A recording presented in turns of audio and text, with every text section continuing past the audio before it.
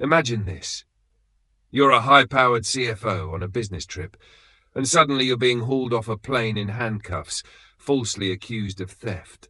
Your career, your reputation, everything you've worked for hangs in the balance. This is Amara Johnson's nightmare, and it's just the beginning.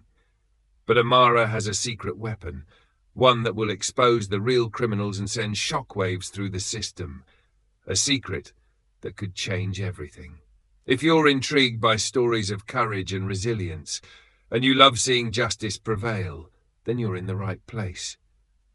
Hit that subscribe button to join our community and be the first to see how Amara's story unfolds. You won't want to miss a single chapter. The gentle hum of the aircraft lulled most passengers into a state of drowsy contentment. But for Amara Johnson, sleep was a distant notion. She gazed out the window, the clouds a swirling canvas of white and grey, mirroring the mix of emotions churning within her. The successful business trip, the anticipation of returning home to her family, the lingering sting of a microaggression encountered at the airport, it all swirled together, a complex cocktail of triumph and unease. Amara adjusted her crisp blazer, a subtle armor against the world's casual dismissals. As a black woman, a chief financial officer in a world still dominated by men, she'd learned to navigate the subtle slights, the underestimations that prickled like tiny needles. She carried herself with a quiet confidence, a testament to her hard-won achievements and the unwavering support of her family and community. But beneath that confident exterior lay a lingering vulnerability, a shadow cast by a childhood incident she couldn't quite shake off. The memory flickered through her mind. A sneering face, a hurled insult, the feeling of helplessness as she watched her father being unjustly accused of theft. It had been a formative experience, shaping her sense of justice and fueling her determination to succeed. A sudden jolt of turbulence brought her back to the present. Glancing around the cabin, she observed the tapestry of humanity that made up her fellow passengers. An elderly couple dozing peacefully, a young mother struggling to soothe a fussy baby, a group of teenagers excitedly discussing their vacation plans. A middle-aged man in a worn baseball cap avoided her gaze, while a woman in a stylish pantsuit shot her a look that could curdle milk. It was a microcosm of society itself, a mix of indifference, judgment, and the occasional spark of human connection. And then her eyes settled on him. He sat a few rows ahead, radiating an aura of entitlement. Partly, she'd heard the flight attendant call him Mr. Hartley. Immaculately dressed, silver hair slicked back, he exuded an air of wealth and privilege. He'd been staring at her intermittently, a flicker of disapproval in his eyes each time their gazes met.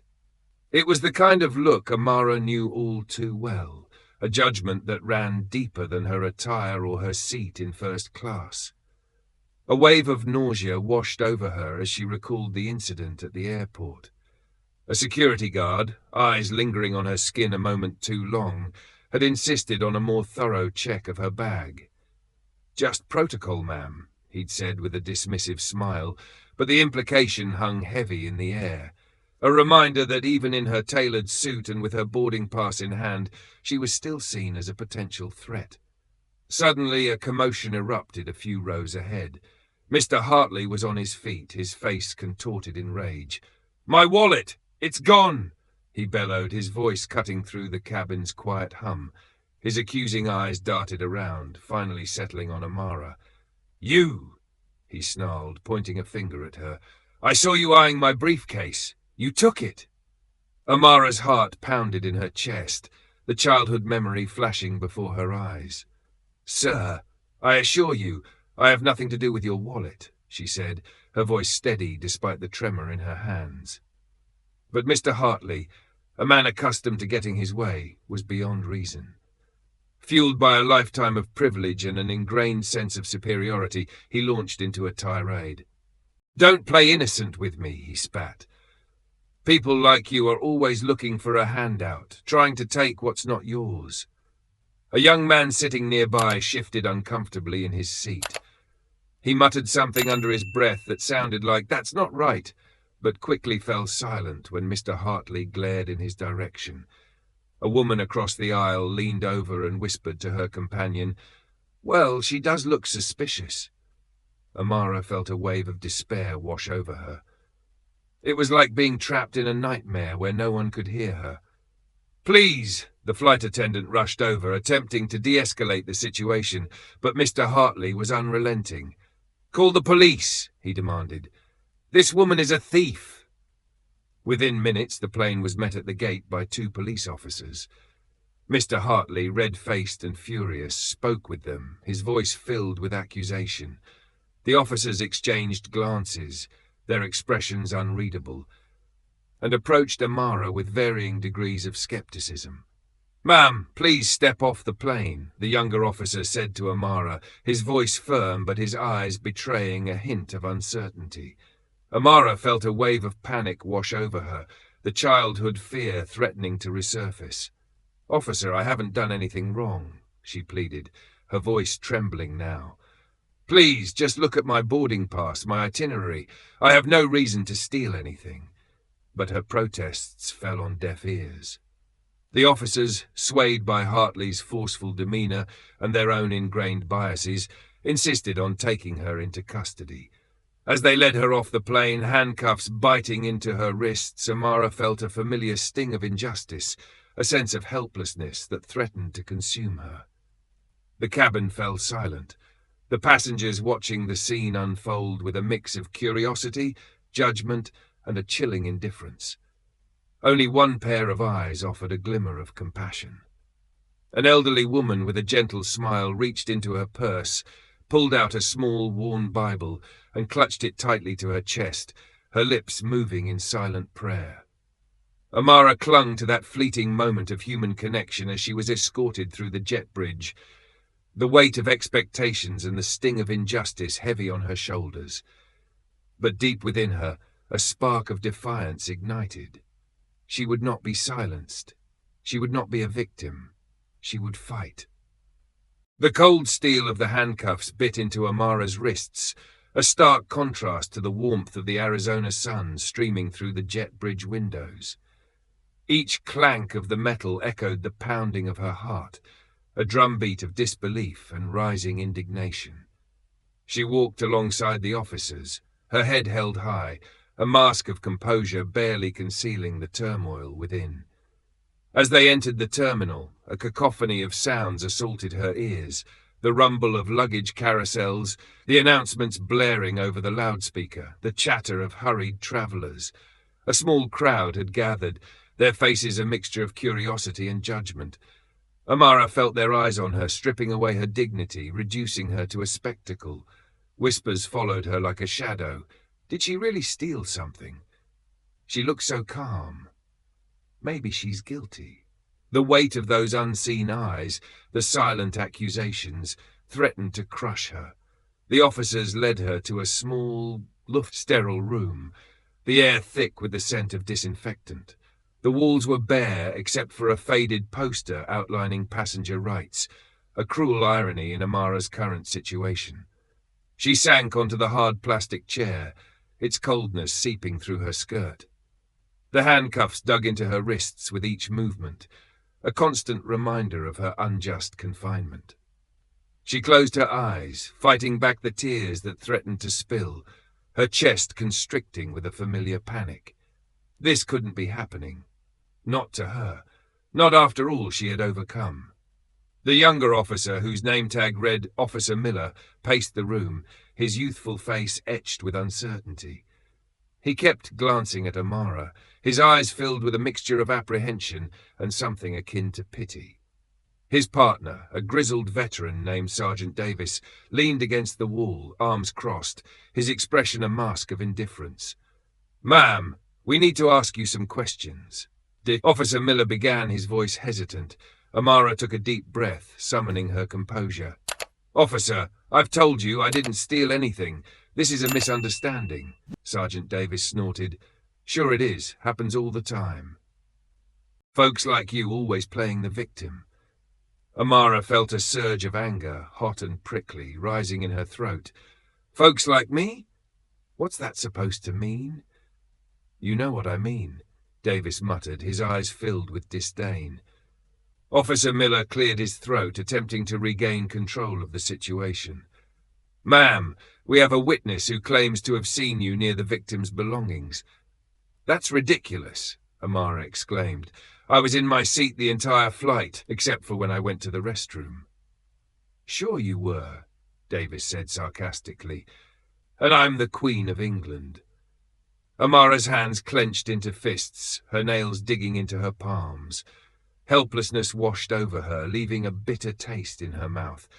She was trapped in a system that seemed designed to work against her, where her word held no weight against the accusations of a privileged white man.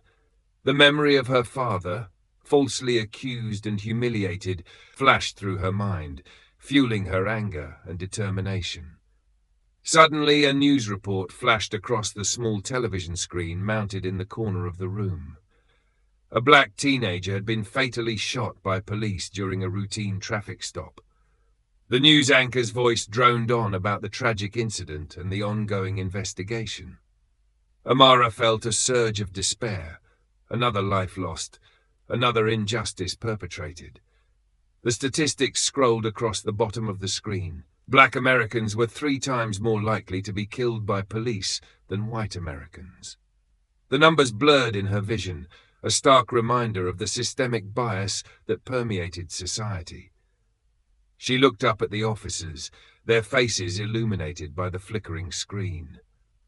Miller seemed uncomfortable, shifting his weight from one foot to the other, his gaze darting between Amara and the TV. Davis, however, remained impassive, his eyes fixed on the television, a flicker of something cold and unreadable in their depths. Amara knew she couldn't remain silent. This wasn't just about her anymore. It was about all the black men and women who had been unjustly accused, profiled, and victimized. It was about her father, whose spirit she carried within her. It was about the future, about creating a world where her children wouldn't have to face the same injustices. Taking a deep breath, she straightened her shoulders and looked the officers in the eye. "I will not be treated this way," she said, her voice firm and resolute. "I am a law-abiding citizen, a successful professional, and I deserve to be treated with respect." The officers exchanged glances, surprised by her sudden shift in demeanor. Amara continued, her voice rising with each word, echoing in the small, sterile room. "You have no evidence, no probable cause to detain me. This is racial profiling, plain and simple, and I will not stand for it." The room fell silent, the only sound the hum of the air conditioning and the distant chatter from the terminal. Amara held their gaze, her eyes blazing with defiance. The sting of injustice was still raw, but it was now mixed with a newfound resolve. She would fight this, not just for herself, but for everyone who had ever been wronged by a system that favored the privileged and silenced the marginalized. The sterile room seemed to shrink around Amara, the hum of the air conditioning a mocking counterpoint to the storm brewing within her. Sergeant Davis's words echoed in her mind. Folks like you, the casual dismissal, the ingrained prejudice. It ignited a fire in her belly. This wasn't just about a stolen wallet anymore. This was about generations of injustice, of being judged by the color of her skin rather than the content of her character. Her chest tightened, the walls of the room seeming to close in. Amara could feel her pulse quicken, a frantic rhythm against her ribs. She tasted the metallic tang of fear in her mouth, a primal response to the injustice that threatened to consume her. But then another feeling arose, a defiant spark ignited by the memory of her grandmother, a pillar of their community, who had marched with Dr. King and faced down fire hoses and police dogs in the fight for civil rights. Grandma Rose's words rang in her ears, clear as a bell. Never let them steal your voice, Amara. Speak truth to power even when your voice shakes. Shame washed over her, hot and prickly. Had she let fear silence her? Was she allowing these officers, this prejudiced man, to diminish her, to define her by their narrow perceptions?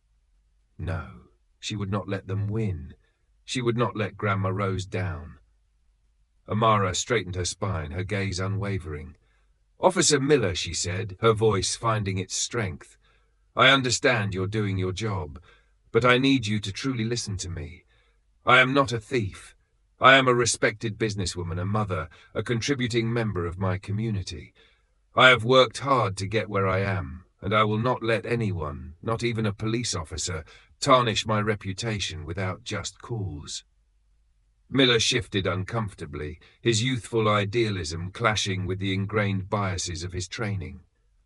He glanced at Sergeant Davis, seeking guidance, but the older officer remained impassive, his gaze fixed on some distant point on the wall. "Where is the evidence against me?" Amara pressed, her voice rising with each question. "Who is this supposed witness? What exactly did they see? And where is Mr. Hartley? Why isn't he here answering questions?" Her words hung in the air, a challenge to the authority in the room. Miller fidgeted, his fingers drumming nervously on his belt. Davis finally turned his head, a flicker of annoyance in his eyes. "Look, lady, we're just following procedure. If you cooperate, this will all get sorted out." "Cooperate?" Amara retorted, her voice edged with steel. "I've been nothing but cooperative. I've answered your questions, provided my identification, and yet you continue to treat me like a criminal. This is not procedure. This is prejudice." A tense silence filled the room, broken only by the shallow breaths escaping Amara's lips. She could feel the blood pounding in her ears, a drumbeat of defiance against the injustice she faced. Suddenly a memory surfaced, vivid and clear. It was her first day of college, a sea of unfamiliar faces, the weight of expectation pressing down on her. She had felt out of place, intimidated by the predominantly white student body. But then a professor, a kind woman with a warm smile, had pulled her aside and said, "Amara, you belong here. Your voice matters. Never be afraid to speak your truth." That memory, that simple act of encouragement, had stayed with her all these years. It had given her the confidence to pursue her dreams, to break barriers, and to never let anyone dim her light. And now, in this sterile room, facing down injustice, that memory fueled her resolve. "I will not be silenced," she declared, her voice ringing with newfound conviction. "I will not be intimidated. I will not let you treat me like this." Officer Miller's eyes widened, a flicker of admiration crossing his face. Even Sergeant Davis seemed momentarily taken aback by her fierce determination. Amara stood tall, her gaze unwavering, her voice a beacon of strength in the face of adversity. She had found her voice, and she would use it to fight for justice, not just for herself, but for everyone who had ever been wronged by prejudice and discrimination. The small, sterile room felt charged with a strange energy as the officers processed Hartley's arrest. Amara, still buzzing from her confrontation with Hartley and the revelation of her identity, sank into the hard plastic chair, her legs suddenly feeling like lead. The adrenaline that had fueled her defiance was fading, leaving a residue of shaky relief and a lingering sense of unease. She closed her eyes, her shoulders slumping with the weight of the ordeal, and let out a long, shuddering breath. Officer Miller, his youthful face now flushed with a mix of embarrassment and admiration, approached Amara cautiously. "Agent Johnson," he said, his voice earnest. I apologize for the misunderstanding. We clearly made a mistake." Amara opened her eyes and met his gaze, a flicker of empathy softening her expression. She saw the genuine remorse in his eyes and recognized the internal conflict he must be experiencing. She knew Miller was likely caught in a system that often favored the word of the privileged over the pleas of the marginalized. "Officer Miller," she replied, her voice calm but firm, "I appreciate your apology. This incident highlights the importance of thorough investigation and unbiased judgment, something I hope you'll carry with you in your future work." Sergeant Davis, his face etched with a mixture of resentment and grudging respect, remained silent, his gaze fixed on the floor. Amara didn't expect an apology from him. His ingrained biases were likely rooted to be easily dislodged. She simply offered him a curt nod before turning her attention back to Miller. As she stepped out of the room, a ripple of applause erupted from the gathered passengers. Some approached her with words of support and apologies for their initial judgments. "I'm so sorry, ma'am," a middle-aged woman said, her eyes filled with remorse. "We should have known better." A young man, his face flushed with admiration, extended his hand. "That was incredible, Agent Johnson. You really showed them." Amara felt a warmth spread through her chest, a sense of solidarity with these strangers who had witnessed her ordeal. Their support, though belated, was a reminder that even in a world rife with prejudice, there were still those who valued truth and justice. But as she walked through the terminal, a new wave of anxiety washed over her, tightening her chest and quickening her pulse. The incident had already made its way to social media, and her phone buzzed incessantly with notifications. News outlets were clamoring for interviews, and her name was trending on Twitter, a chaotic mix of praise and hateful comments flooding her feed. She felt exposed, vulnerable, a knot of apprehension forming in her stomach. Stepping out of the airport, the glare of the afternoon sun hit her like a spotlight, intensifying the throbbing in her head. A group of reporters surged forward, microphones thrust in her face, cameras flashing, their questions a cacophony of demands. "Agent Johnson, can you tell us what happened on the plane? How do you feel about being wrongly accused? What message do you have for other victims of racial profiling?" Amara, overwhelmed by the sudden onslaught of attention, retreated back into the relative safety of the terminal. She needed time to process, to strategize, to decide how to use this platform that had been thrust upon her. For you, a free like is easy, but for me it is the greatest support and encouragement. For this video, can you give me 1 like and 1 subscription? Thank you very much. Just then, her phone rang, a familiar melody cutting through the noise. It was Evelyn, the elderly woman from the plane. "Agent Johnson," she said, her voice warm and reassuring, "I just wanted to check on you. That was a brave thing you did back there." Amara felt a surge of gratitude for this unexpected ally, a wave of warmth countering the anxiety that had been building within her. "Thank you, Miss Evelyn. I appreciate your support." "Don't thank me, dear," Miss Evelyn replied. "You did what was right, and if you need anything at all, please don't hesitate to call." Amara ended the call feeling a renewed sense of hope. She wasn't alone in this fight. She had allies, people who believed in her and were willing to stand by her side. As she pondered her next move, a woman approached her, her face etched with determination, her eyes radiating a quiet strength. "Agent Johnson," she said, extending her hand. "My name is Sarah Miller, and I'm a civil rights attorney. I saw what happened on that plane, and I want to help." Amara felt a wave of relief wash over her, the knot in her stomach loosening. This was the ally she needed, someone who could guide her through the legal complexities and help her amplify her message.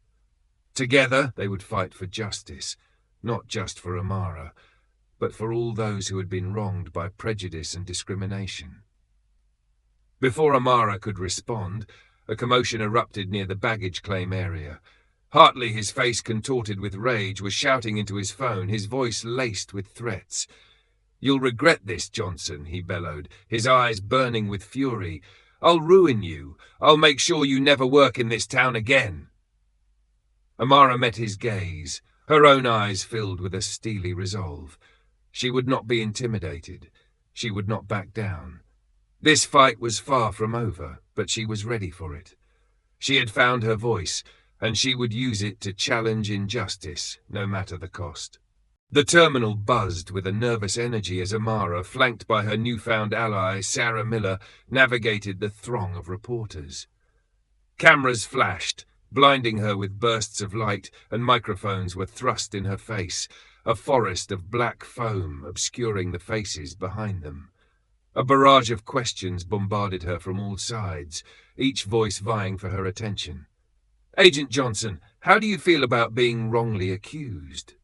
one reporter shouted, his voice amplified by the aggressive shove of his microphone.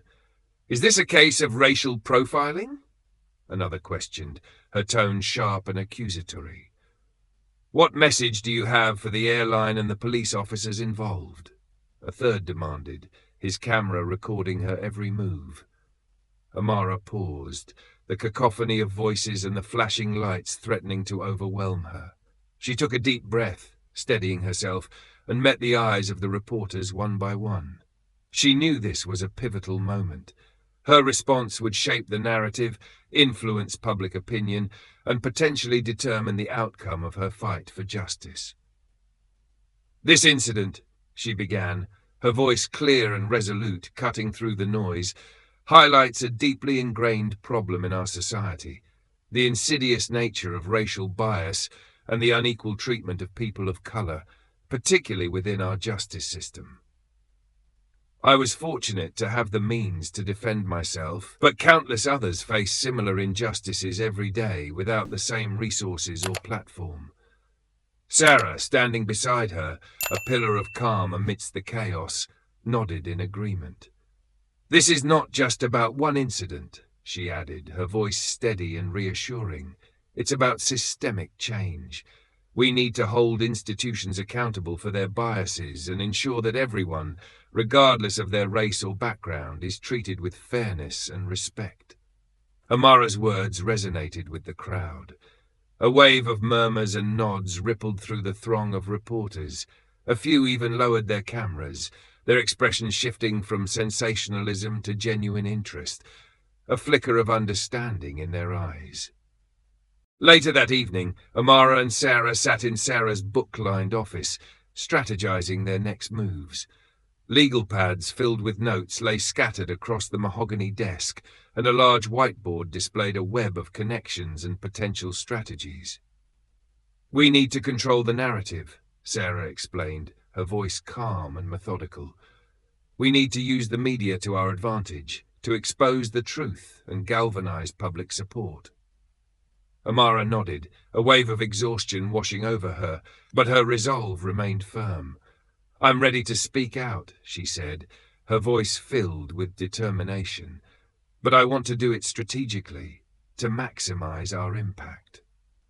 They crafted a press release, carefully wording their message to emphasize the systemic issues at play while avoiding any inflammatory language that could be used against them. They reached out to influential journalists and activists, sharing Amara's story and calling for accountability. The response was overwhelming. Social media exploded with the hashtag #JusticeForAmara. Thousands of tweets and retweets flooded the platform, sharing her story, expressing outrage, and demanding change. News outlets across the country picked up the story, their headlines splashed across websites and television screens. Amara's interview on a national news program went viral, her eloquent and passionate call for justice resonating with viewers across the country. Comments poured in praising her courage and expressing solidarity. Support poured in from all corners of society. Civil rights organizations offered their resources, legal experts volunteered their services, and ordinary citizens sent messages of encouragement and solidarity. Amara's story had touched a nerve, awakening a collective consciousness about the pervasive nature of racial bias and the urgent need for change. But not everyone was on Amara's side. Hartley, fueled by a mixture of anger and desperation, doubled down on his smear campaign. He hired a PR firm to discredit Amara, planting false stories in the media and unleashing a torrent of online trolls to attack her character and question her motives. Hateful comments flooded her social media feeds, and anonymous threats filled her voicemail. Amara, however, remained resolute. She leaned into the support, focusing on the thousands of messages of solidarity rather than the few who sought to tear her down. As she and Sarah sat together reviewing their next steps, Amara's phone buzzed with a notification. It was from a prominent civil rights organization offering to take on her case pro bono. Amara smiled, feeling a surge of gratitude. With each passing day, the momentum grew. Her courage, her determination, and her willingness to speak out were becoming the rallying cry for many who had faced similar injustices. Amara knew the fight was far from over, but she was no longer just a victim of racial profiling. She had become a symbol, not just for herself, but for anyone who had ever been made to feel invisible or voiceless. Amara felt the pressure mounting. The constant scrutiny, the hateful comments, the threats. It was a relentless assault on her spirit. She found herself waking up in the middle of the night, her heart pounding, her mind replaying the events on the plane and the vicious attacks online.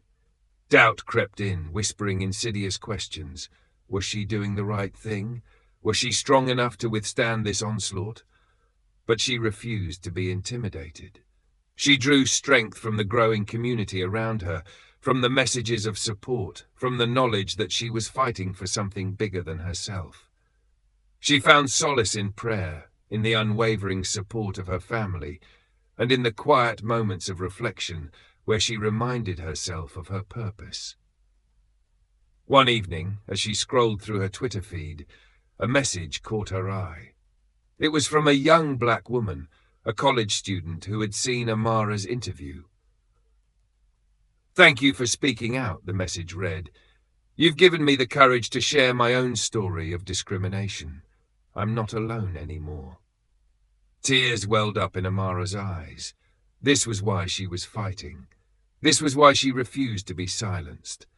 Her voice, her story, had the power to inspire others, to empower them to stand up for themselves and demand a more just and equitable world. The weight of Hartley's smear campaign pressed down on Amara like a suffocating blanket. False accusations and distorted narratives flooded the media, painting her as an opportunistic troublemaker seeking fame and fortune. Online trolls amplified the negativity, their hateful comments echoing through the digital sphere, each one a tiny dagger aimed at her heart. She found herself constantly checking her phone, a morbid fascination drawing her to the cruel words, the insidious doubts they sowed. Sleep became a luxury she could barely afford. The nights were filled with restless tossing and turning, the sheets tangled around her legs like the web of lies spun by Hartley's PR machine. Her mind replayed the events on the plane in an endless loop, the faces of the passengers, some judgmental, some indifferent, the sting of Hartley's venomous words, and the cold steel of the handcuffs against her wrists. But through it all, a fire burned within her. She would not let them break her. She had come too far, endured too much, and found too many allies to let this moment define her. Her pain was her fuel. She would not be the one to falter. Each time doubt crept in, she pushed back harder. She leaned into the support of her community, the outpouring of love and understanding that countered the negativity. It was in the faces of the people who supported her, in the quiet notes of encouragement, in the faces of her children who needed to see their mother stand tall, that she found the strength to keep moving forward. She was doing this not just for herself, but for everyone who had ever been overlooked, underestimated, or dismissed because of the color of their skin. Amara wasn't just fighting to clear her name. She was fighting for justice, for change, and for the dignity of all those who had been marginalized. Her resolve grew stronger with each passing day. She wouldn't let Hartley's smear campaign succeed. She wouldn't let his lies drown out the truth. She was ready for the next chapter of this fight. Doubts gnawed at her. Was she strong enough to withstand this onslaught? Would she ever be able to clear her name and reclaim her life? For you, a free like is easy. But for me, it is the greatest support and encouragement. For this video, can you give me 1 like and 1 subscription? Thank you very much. But amidst the darkness, glimmers of hope emerged. Messages of support continued to pour in, each one a lifeline in the sea of negativity. They came from unexpected corners of the internet. A teacher in rural Kansas who used Amara's story to spark a classroom discussion about justice. A grandmother in Florida who shared her own experiences with discrimination. A young man in California who vowed to become a lawyer and fight for equality. These messages, filled with empathy and encouragement, reminded her that she wasn't alone. Sarah, her tireless advocate, worked relentlessly behind the scenes, countering the false narratives and building a legal case that would expose Hartley's deception. Amara often found Sarah's emails waiting in her inbox late at night, each one a beacon of determination and strategic brilliance. One afternoon, Sarah called with unexpected news. "Amara, I've been contacted by a former police officer, Marcus Thompson. He wants to meet with you." "A police officer?" Amara was surprised. "Why would he want to meet with me?" "He says he saw your interview and was deeply affected by your story," Sarah explained. "He claims to have experienced similar discrimination within the police force and wants to help." Intrigued, Amara agreed to the meeting. They met in a quiet corner of a bustling coffee shop, the aroma of roasted beans and the gentle hum of conversation providing a comforting backdrop to their tense encounter. Marcus Thompson was a tall, imposing man with a weathered face etched with the lines of hard-won experience. He sat with a rigid posture, his hands clasped tightly on the table, his eyes filled with a mixture of pain and determination. "Agent Johnson," he began, his voice low and gravelly, each word measured and deliberate. "I saw what happened to you on that plane, and it brought back a flood of memories. I spent 20 years on the force, and I saw firsthand how racial bias can poison even the most well-intentioned officers. I tried to speak out, to challenge the status quo, but I was silenced, ostracized, and eventually forced out." He paused, his gaze dropping to his hands, his knuckles white against his dark skin. Amara listened intently, her heart aching for the pain she saw reflected in his eyes. She recognized a kindred spirit in this unlikely ally, a fellow warrior who had battled the same demons from within the belly of the beast. "Mr. Thompson," she said, her voice soft but firm, "your experience is a stark reminder that this fight isn't just about individuals. It's about changing the systems that perpetuate injustice." Marcus nodded, his gaze meeting hers with a new lunatic. "That's why I'm here. I want to help you expose the truth, to hold those responsible accountable, and to push for reforms that will create a more just and equitable police force." Amara felt a surge of hope, a warmth spreading through her chest that countered the chill of doubt and fear that had been plaguing her. With Marcus's insider knowledge and willingness to speak out, they could build a stronger case against Hartley and the officers involved.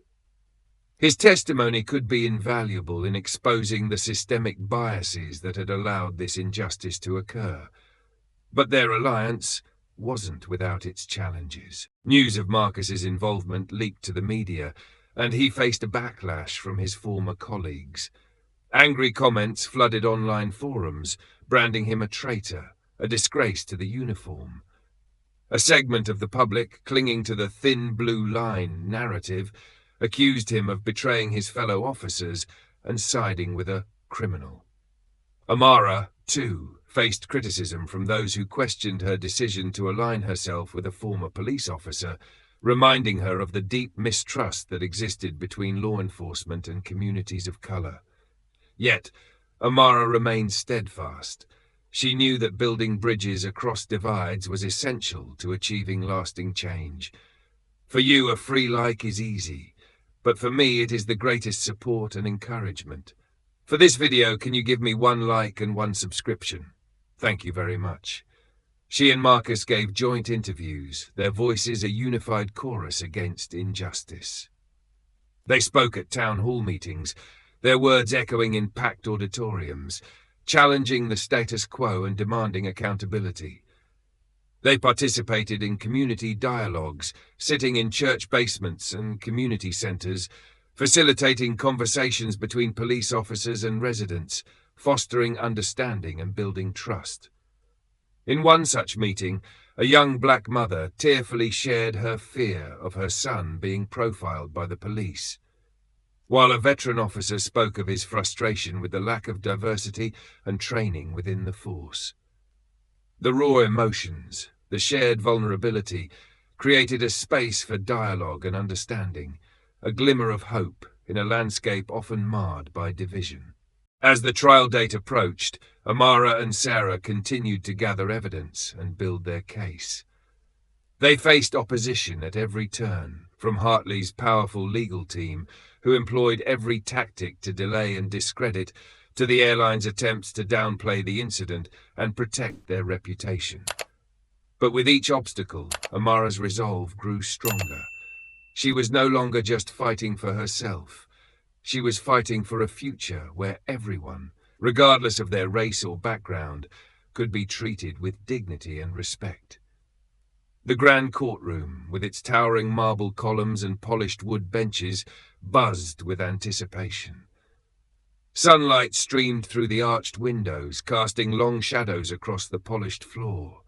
Spectators filled every seat, their whispers echoing in the cavernous space like the rustling of leaves in a hushed forest.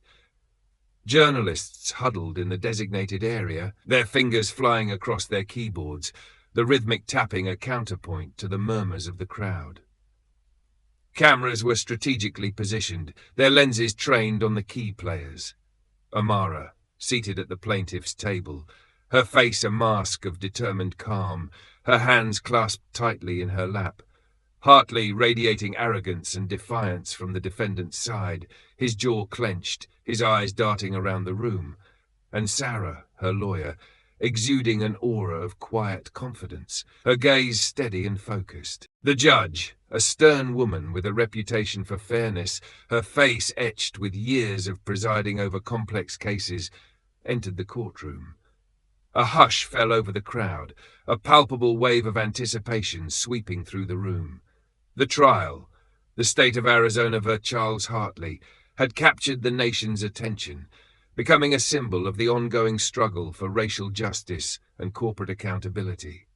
Sarah, in her crisp suit and with a voice that commanded attention, laid out the case against Hartley. She spoke with a measured cadence, her words precise and deliberate, meticulously recounting the events on the plane. She highlighted Hartley's false accusations, his condescending tone, his blatant disregard for Amara's pleas of innocence. She exposed his fraudulent insurance claim, weaving a narrative of deceit and entitlement that painted a damning picture of the defendant. She called witness after witness, the flight attendant who had witnessed Hartley's outburst, her voice trembling slightly as she recalled the scene. Passengers who had observed his interactions with Amara, their faces reflecting a mix of shame and indignation, and experts who testified to the inconsistencies in Hartley's story and the evidence of his deceitful intent, their voices resonating with authority and conviction. With each revelation, the courtroom buzzed with renewed energy. The spectators leaned forward in their seats, their eyes glued to the witness stand, captivated by the unfolding drama. Amara, though her heart pounded in her chest, felt a surge of empowerment with every truth revealed. She watched Hartley squirm in his chair, his face contorted with a mix of anger and desperation, his carefully constructed facade crumbling under the weight of evidence. A bead of sweat trickled down his temple, and his hands fidgeted nervously in his lap. Then came Marcus Thompson's turn to testify. He took the stand with a quiet dignity, his broad shoulders squared, his gaze steady and resolute. His voice, deep and resonant, filled the courtroom as he spoke of the systemic biases within the police force, the pressure to appease the wealthy and powerful, and the subtle ways in which racial prejudice could influence even the most well-intentioned officers. He recounted his own experiences with discrimination, his voice thick with emotion, his words painting a stark picture of the challenges faced by those who dared to challenge the status quo. His testimony was a powerful indictment of the system, a call for accountability and reform that echoed through the courtroom and beyond. For you, a free like is easy, but for me, it is the greatest support and encouragement. For this video, can you give me 1 like and 1 subscription? Thank you very much. The courtroom fell silent as Amara took the stand. She felt the weight of all eyes upon her, a mixture of curiosity, sympathy, and judgment. But she drew strength from the faces of her supporters in the gallery, her family, her friends, Miss Evelyn, and even a few of the passengers from the plane. She spoke with a clear and steady voice, recounting her experience with a mix of vulnerability and strength. She described the humiliation of being wrongly accused, the fear that had gripped her, the cold steel of the handcuffs against her wrists, and the resolve that had fueled her fight for justice. Her words resonated with the audience, drawing tears from some, gasps of shock from others, and nods of agreement from many. Hartley's defense team, a group of high-priced lawyers known for their aggressive tactics, tried to discredit Amara. They paced the courtroom like predators, their voices sharp and accusatory, their questions designed to trap and confuse. They painted her as an attention seeker with a vendetta against their client, insinuating that she had fabricated the story for personal gain. They even stooped to thinly veiled racist attacks, their voices dripping with disdain as they suggested she was playing the race card to garner sympathy. But Amara held her ground, her gaze unwavering, her voice never faltering. She countered their attacks with grace and intelligence, her words cutting through their deceptive rhetoric like a knife through butter. The contrast between her honesty and Hartley's evasiveness was stark, and the jury, carefully observing every exchange, their faces etched with concentration, seemed to be swayed by her sincerity. Just when it seemed like the tide was turning in Amara's favor, Hartley's lawyers played their trump card. They introduced a surprise witness, a disgruntled former employee of Amara's company, a man with shifty eyes and a nervous twitch in his cheek. He claimed that Amara had a history of making false accusations and manipulating situations to her advantage. The courtroom erupted in murmurs, a wave of unease washing over Amara's supporters. She felt a surge of panic, her heart pounding in her chest. Had they found a way to discredit her, to undermine her entire case? But Sarah, ever vigilant, was ready with a countermove. She produced evidence that the witness had been fired for embezzlement, his face turning ashen as she revealed his past misdeeds. He had a personal vendetta against Amara, she argued, his testimony fueled by revenge and a desire to protect himself. The witness's credibility crumbled under Sarah's skillful cross-examination, his voice cracking, his eyes darting around the room in a desperate attempt to escape the scrutiny. The jury's attention shifted back to Hartley, his face now pale with a growing realization that his scheme was unraveling. The trial stretched on for days, each day filled with dramatic twists and turns, but through it all, Amara remained steadfast, her voice a beacon of truth and justice in the face of adversity. And as the jury finally filed out to deliberate, their faces etched with the weight of their decision, a sense of anticipation hung heavy in the air, thick and suffocating. The fate of Amara, Hartley, and the broader fight for equality hung in the balance. The clock ticked with agonizing slowness, each second stretching into an eternity as Amara waited for the jury's verdict. The courtroom, once buzzing with activity, was now shrouded in a tense silence, broken only by the occasional cough or the rustle of papers. Amara sat beside Sarah, her hands clasped tightly in her lap, her knuckles white with suppressed anxiety. Her mind raced, replaying every moment of the trial, every piece of evidence, every argument presented. Doubts, like insidious whispers, crept into her thoughts. What if the jury didn't believe her? What if Hartley's wealth and influence had swayed their decision?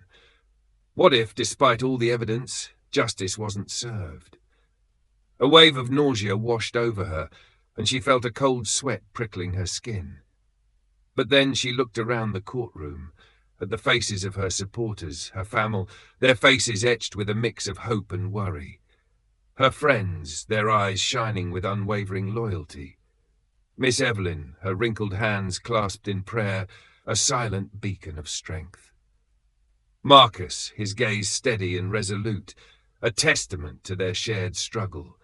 And the many strangers who had been touched by her story, their expressions a mixture of anticipation and solidarity. Their eyes met hers, filled with encouragement and unwavering belief. She drew strength from their presence, a reminder that she wasn't alone in this fight. The courtroom doors swung open, and the jury filed in, their faces etched with the gravity of their decision. The foreman, a middle-aged woman with a solemn expression, her lips pursed, her eyes avoiding any direct contact, handed the verdict to the judge. A hush fell over the room, the silence so profound that Amara could hear the rapid beating of her own heart, a frantic drum against her ribs. The judge cleared her throat, her voice amplified by the courtroom's acoustics, each word echoing in the sudden stillness. "In the case of the state of Arizona vs. Charles Hartley," she announced, "on the count of false accusation, the jury finds the defendant." She paused, her gaze sweeping across the courtroom, meeting Amara's eyes for a fleeting moment. Guilty. A collective gasp erupted from the spectators, a wave of sound that seemed to shake the very foundations of the courtroom. It was followed by a surge of jubilant cheers and applause, a cacophony of relief and celebration that washed over Amara like a tidal wave. She felt tears prick her eyes, hot and stinging, a release of the tension that had been building for weeks. Finally, justice had been served. The judge continued, her voice firm and resolute. "On the count of insurance fraud, the jury finds the defendant guilty." Another wave of cheers erupted, louder this time, and Amara felt a profound sense of vindication, not just for herself, but for all those who had been wronged by Hartley's deceit and arrogance. The judge then addressed Hartley directly, her words carrying the weight of the law, echoing through the silent courtroom. "Mr. Hartley," she said, "your actions have demonstrated a blatant disregard for the truth and a callous indifference to the harm you have caused. You have abused your privilege and attempted to manipulate the system for your own gain." Hartley sat motionless, his face ashen, his eyes devoid of their usual arrogance. The bravado that had carried him through the trial had evaporated, leaving only a shell of a man facing the consequences of his actions. His shoulders slumped, his gaze falling to the floor, the weight of his defeat crushing his once proud demeanor. A tremor ran through his body, and a single tear escaped his eye, a testament to the utter collapse of his world. "For you, a free like is easy, but for me, it is the greatest support and encouragement. For this video, can you give me 1 like and 1 subscription? Thank you very much." The judge sentenced Hartley to a significant prison term, a punishment that reflected the severity of his crimes and sent a powerful message that those in positions of power would be held accountable for their actions. She also ordered him to pay a hefty fine and restitution to Amara, stripping him of a significant portion of his ill-gotten wealth. The courtroom erupted in applause, a cathartic release of tension and a celebration of justice prevailing. As the gavel fell, a finality echoing through the room, Hartley's composure finally shattered. He sprang to his feet, his face contorted with rage, and launched into a tirade of accusations and threats. "This isn't over," he shouted, his voice cracking with desperation. "I'll appeal. I'll be back. You'll all regret this." But his outburst was met with silence, his words drowned out by the cheers of the crowd and the firm hand of the bailiff escorting him out of the courtroom. Stepping onto the courthouse steps, Amara paused, taking a deep breath of the fresh air. The sun was shining, the sky a brilliant blue, and a sense of hope filled her heart. She looked out at the crowd gathered below, a sea of faces representing all walks of life, united in their support. Banners waved in the breeze, proclaiming justice for Amara and equality for all. The air crackled with energy, a palpable sense of change and possibility. Amara raised her hand in acknowledgement, a wave of emotion washing over her. This victory wasn't just hers. It belonged to everyone who had ever been underestimated, discriminated against, or silenced. It was a victory for her grandmother, for Marcus, for the countless others who had endured injustice, and it was a testament to the power of speaking truth to power, of standing up for what is right, even when it seems impossible. This is just the beginning, she thought, a surge of determination coursing through her veins. The fight for justice never ends. In the days and weeks that followed, Amara's story continued to reverberate throughout the country. She became a symbol of courage and resilience, her name synonymous with the fight against injustice. She was invited to speak at conferences, universities, and community events, her words echoing in grand auditoriums and intimate gatherings, sharing her experience and inspiring others to find their voices and challenge the status quo. The airline, facing mounting public pressure and the threat of further legal action, issued a public apology and announced a series of reforms aimed at addressing racial bias and improving customer service. The police department, too, faced scrutiny, and calls for greater accountability and transparency echoed throughout the community. Amara's victory had sparked a movement, a collective awakening to the pervasive nature of discrimination and the urgent need for change. But she knew that the fight was far from over. There were countless others who continued to face injustice, and she felt a growing responsibility to use her platform to amplify their voices and advocate for a more just and equitable world. One day, as she sat at her desk preparing for a speaking engagement, a wave of exhaustion washed over her. The constant demands on her time, the emotional toll of reliving her experience, and the weight of expectations were starting to take their toll. She longed for a moment of quiet, a chance to catch her breath and reconnect with herself. Just then, her phone rang. It was from a representative of a national civil rights organization. They were impressed by her courage and her commitment to justice, and they wanted to offer her a position as a spokesperson and advocate. Amara felt a mix of excitement and trepidation. This was a significant opportunity, a chance to make a real difference on a larger scale, but it would also mean stepping further into the public eye, facing new challenges, and taking on greater responsibilities. She closed her eyes, picturing the faces of those who had supported her, the messages of encouragement, the lives that had been touched by her story. "I'll do it," she whispered, a surge of renewed purpose coursing through her veins. A new chapter in her journey was about to begin, a chapter filled with both promise and uncertainty, but one thing was certain. Amara Johnson had found her voice, and she would continue to use it to fight for a world where everyone, regardless of their race or background, could live with dignity and equality. As she hung up the phone, a news alert flashed across her computer screen. "Hartley vows to appeal verdict," the headline screamed. A surge of anger mixed with determination pulsed through her. The fight wasn't over yet, but Amara was ready. She would face this new challenge with the same courage and resilience that had brought her this far. The final image of the chapter is Amara standing tall, bathed in the warm glow of the setting sun, her silhouette outlined against the cityscape. Her gaze is fixed on the horizon, a look of unwavering determination in her eyes. She is ready to embrace the future, to continue the fight, and to inspire others to join her in the pursuit of justice. Amara stood at a crossroads. The National Civil Rights Organization's offer was both exhilarating and daunting. Could she truly step into such a prominent role? Did she have the strength and resilience to lead a movement, to become a voice for the voiceless? Doubts gnawed at her. She longed for the familiar comforts of her life before the incident, her work, her family, her community.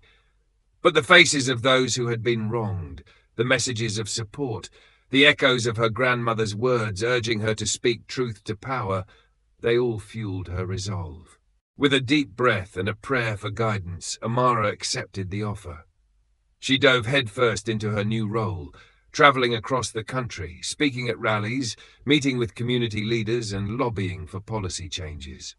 Her voice, once silenced, now resonated in courtrooms, legislative chambers, and living rooms across America.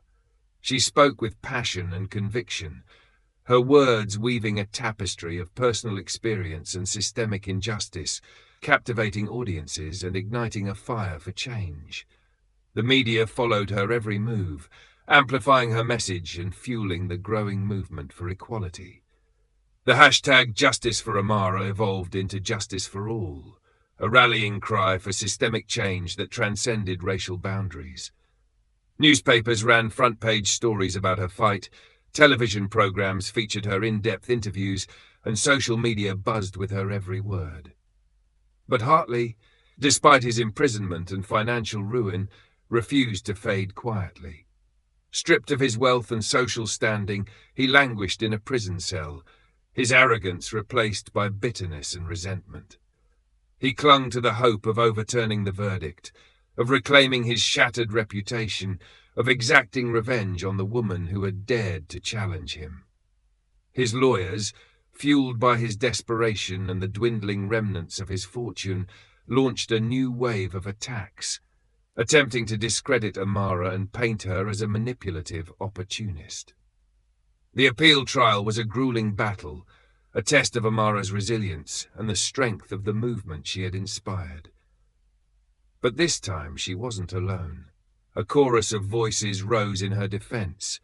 Legal experts dissecting the flaws in Hartley's community, leaders testifying to Amara's character and the impact of her advocacy, and ordinary citizens sharing their own stories of facing discrimination and finding strength in her example. Marcus Thompson, now a respected advocate for police reform, stood by her side, his testimony a powerful testament to the systemic biases within law enforcement and the urgent need for change. The appeals court, after weeks of deliberation, upheld the original verdict, delivering a resounding blow to Hartley and a powerful affirmation of Amara's fight for justice. The news sparked celebrations across the country, a wave of jubilation rippling through communities that had long suffered in silence. Amara's name became synonymous with courage, resilience, and the unwavering pursuit of equality. But the fight wasn't over. Amara knew that true change wouldn't happen overnight. It would require sustained effort, constant vigilance, and a willingness to challenge the status quo at every turn. She continued to speak out, her voice growing stronger with each passing day. She worked tirelessly to promote diversity and inclusion in the workplace, meeting with CEOs and HR departments, advocating for policies that would level the playing field and create opportunities for all. She collaborated with law enforcement agencies to implement training programs that addressed racial bias and promoted accountability, facilitating workshops where officers and community members could engage in open dialogue and build trust. And she inspired a new generation of activists, young people who organized marches, rallies, and voter registration drives, determined to build a more just and equitable world. Throughout this journey, Amara's supporters remained steadfast allies. Marcus, now a consultant for police departments across the country, continued to advocate for reform from within the system. Sarah, her legal prowess sharpened by their shared battles, dedicated her career to fighting for civil rights and representing those who had been marginalized and silenced. And Miss Evelyn, a constant source of wisdom and encouragement, became a beloved figure in Amara's growing network of supporters. Her unwavering faith, a reminder of the power of hope and perseverance. Years passed, and the seeds of change that Amara had sown blossomed into a movement that transformed the nation. The airline industry implemented stricter anti-discrimination policies, ensuring that all passengers were treated with dignity and respect, regardless of their race or background. Law enforcement agencies across the country embraced reforms that promoted transparency and accountability, fostering greater trust between police officers and the communities they served. The story of Amara Johnson became a staple in classrooms and community discussions, a reminder of the power of individual courage and the transformative potential of collective action. The impact of Amara's fight extended beyond national borders. Human rights organizations around the world lauded her courage and used her story to inspire their own movements for equality. International news outlets featured her story, sparking conversations about racial justice and systemic bias in countries far and wide. For you, a free like is easy, but for me, it is the greatest support and encouragement. For this video, can you give me 1 like and 1 subscription? Thank you very much. One sunny afternoon, Amara stood on the steps of the Lincoln Memorial, addressing a crowd of thousands gathered for a rally commemorating the anniversary of Dr. King's I Have a Dream speech. She looked out at the sea of faces, representing all races, ages, and backgrounds, united in their commitment to justice and equality. She saw hope in their eyes, a shared belief in the possibility of a better future. "We have come a long way," she declared, her voice ringing out across the National Mall, strong and clear. "But the journey is far from over. We must continue to challenge injustice wherever we find it, to speak truth to power, and to build a world where everyone, regardless of their race, gender, or background, can live with dignity and opportunity." As she finished her speech, a wave of applause erupted, a thunderous roar that echoed across the reflecting pool and into the annals of history. Amara looked up at the statue of Lincoln, his gaze fixed on the horizon, a symbol of hope and resilience. She knew that the fight for justice would continue, but she also knew that the seeds of change had been planted and a more perfect union was within reach. The final image of the story is a montage of scenes: Amara embracing her family, Marcus leading a police training session, Sarah arguing a case in court, Ms. Evelyn comforting a young victim of discrimination, and people of all backgrounds working together to build a better future. The camera pans up to the sky, where a flock of birds soars freely, symbolizing the boundless potential of a nation striving for justice and equality for all. A message appears on the screen: the fight for justice continues. Find your voice. Make a difference. What did you think of Amara's journey? Let me know in the comments below.